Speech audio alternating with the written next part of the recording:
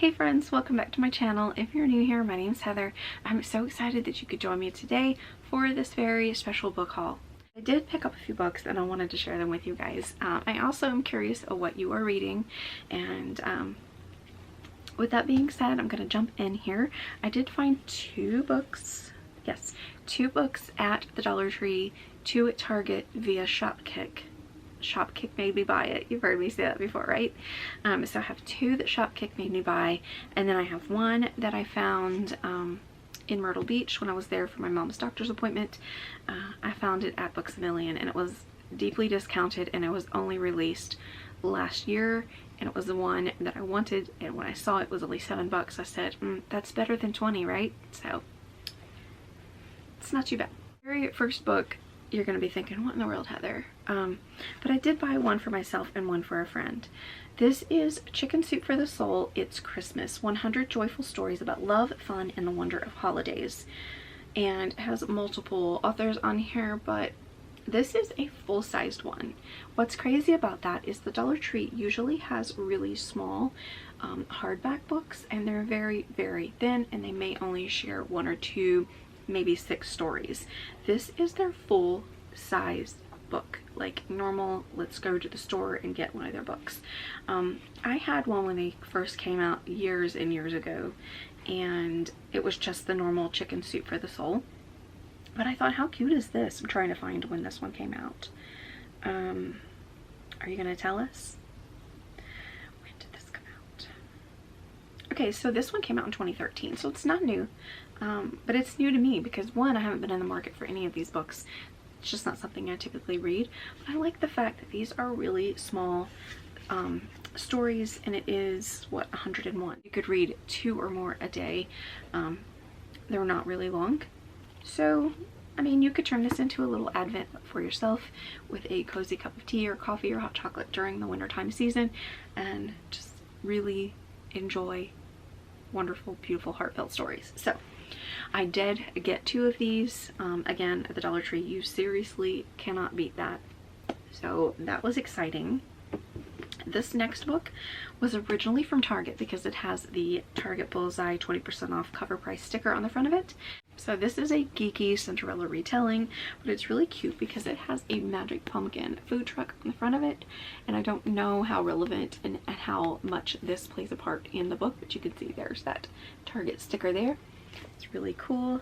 And then there is a baby Darcy, Beth from the Collectioneer's Club dog, right there on the front, and it has the glass slipper in its mouth. Wonderful thing about this was I saw it and I shared it via text, I think, or Marco Polo with Nicole from Irresistible Magic, and she said, I have that book. I think she has it in ebook form, and I said, well, dang, I didn't know that. Maybe we should just read this as a buddy read. So I think that we're going to do that. I'm just not sure when. I think because of the cover, this would be really cute to read in the fall. Just because it's got a pumpkin on the front, I guess. I don't know, but I'll let her decide when she wants to buddy read this with me. She may have already read it by the time, you know, this video comes up. We'll see. I don't know. I'll have to reach out and message her about that. This book came out in 2017, and I can't tell you the OG price on it because they do have it covered with the, you know, the little Dollar Tree sticker that they have on the back. But it was originally at Target, so I don't know. Excited to check it out though. I'm really getting into some of these retellings. I was very, very surprised how much I liked Cinder, which was the cyborg, is that what it was? Something. I forget now. It's been a while since I listened to that on audiobook, but I really, really enjoyed it. So I'm really, really liking these retellings. It's kind of cool. I'm gonna try my best to read this. On the back it says, Geek Girl Ellie Whittemore lives and breathes Starfield, the classic sci-fi series she grew up watching with her late father. So when she sees a cosplay contest for new Starfield movie, she has to enter. It's an invitation to the... Okay, now I'm not being able to see it in a different color. Okay. It's a cosplay ball and a meet and greet with the actor slated to play the Federation Prince Carmender. Oh my god, what is with these names? Help me here. For the reboot. With savings from her gig at the Magic Pumpkin food truck and her dad's old costume, Ellie is determined to win unless her stepsisters get there first. teen actor Darian Freeman used to live for cons before he was famous. Now they're nothing but autographs and awkward meet and greets. Playing the prince, I'm not going to try to say his name again. Playing that prince is all he's ever wanted, but the Starfield fandom has written him off, just another incompetent heartthrob. As the con draws near, Darian feels more and more like a fake until he meets a girl who shows him otherwise. Part romance, part love letter to nerd culture, and totally adorbs. Geekerella is a fairy tale for anyone who believes in magic of fandom. One thing really cool about this, it has a little blurb about Ashley, what's her name? Poston? I've never heard of her, but it says she is a part-time author and full-time fangirl. She was born and raised in rural South Carolina, where you can see stars impossibly well. So this is really cool. I would like to read up more on her and get to know a little bit more about who this author is. Now, the next two, like I said, were purchased because of Shopkick points. The first book I got 1,800 points for, so not hating that, and that is by Lisa Jackson and is called Close to Home. It's a very lovely cover here. I love the green with the orange on here. It's really, really nice. So it's like an aerial shot of a home, and this basically is a driveway. I thought when I first looked at it it was water, but no, it's a driveway leading up to a home. So that is very interesting.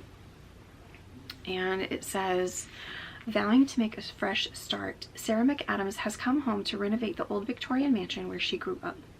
Her daughters Jade and Gracie aren't impressed by the rundown property on the shores of Oregon's wild Columbia River. As soon as they pull up to the isolated drive, Sarah too is beset by uneasy memories of her cold, distant mother and the half-sister who vanished without a trace, and of a long ago night when Sarah was found on the Widow's Walk, feverish and delirious. There's also a new, more urgent menace in town. One by one, teenage girls are disappearing.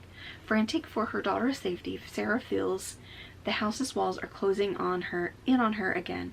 Somewhere deep in her memory is the key to a very real and terrifying danger. And only by confronting her worst fears can she stop the nightmare roaring back to life once more.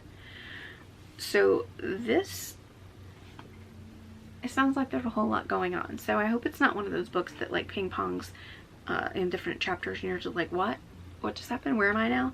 So I hope this is not one of those books, but for 18 Shopkick points, I had to give it a shot. I've also read from this author before, so I'm excited to get it, and if I do not like it, I will pass it on to Damon's mom. The next book I got for 1,800 kicks was Lorena Hughes, and it is The Spanish Daughter. This cover is so stunning. I cannot even handle it. Look how beautiful she is. Look at this gorgeous cover. Can you even? Really, really a beautiful book. And I like kind of how it lays down. I actually did, oh shoot, I forgot the other book. So Damon bought a book too.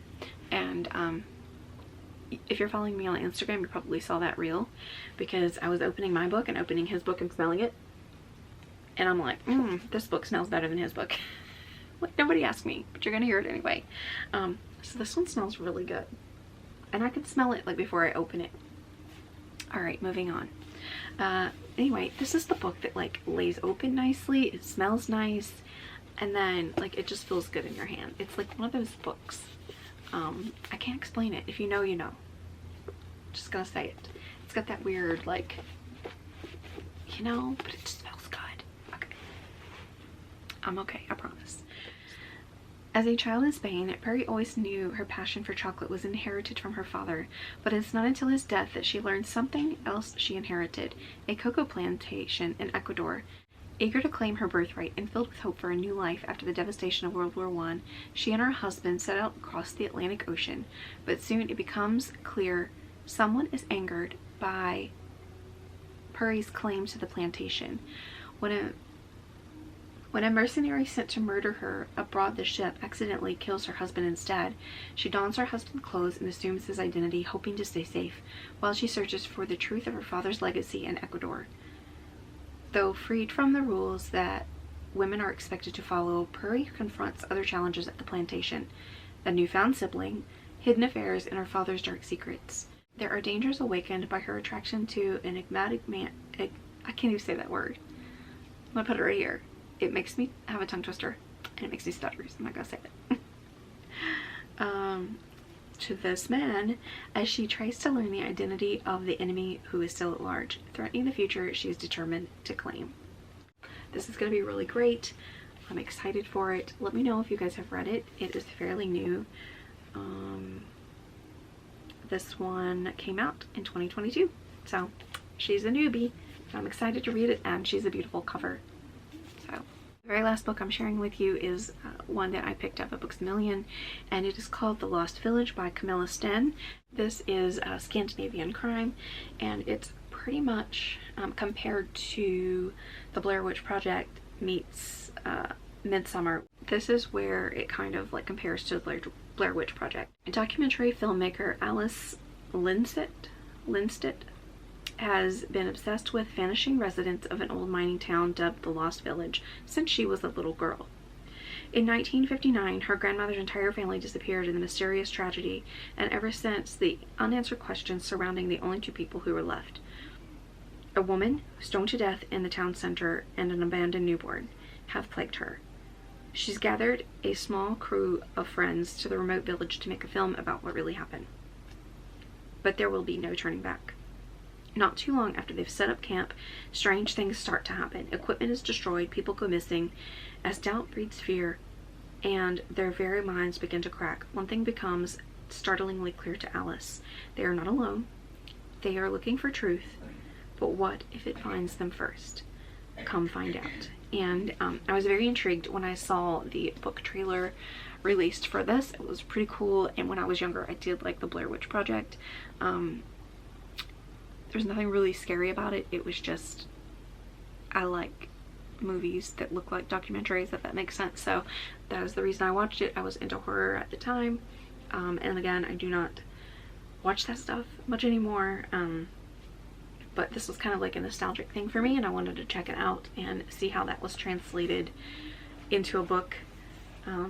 So I'm also excited to see how this turns out. And again, this was like, oh, I thought it was $7, so it was $8 basically.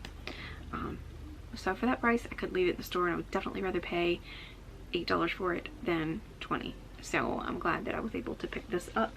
And that is going to do it for my book haul. Let me know if you have read any of these books.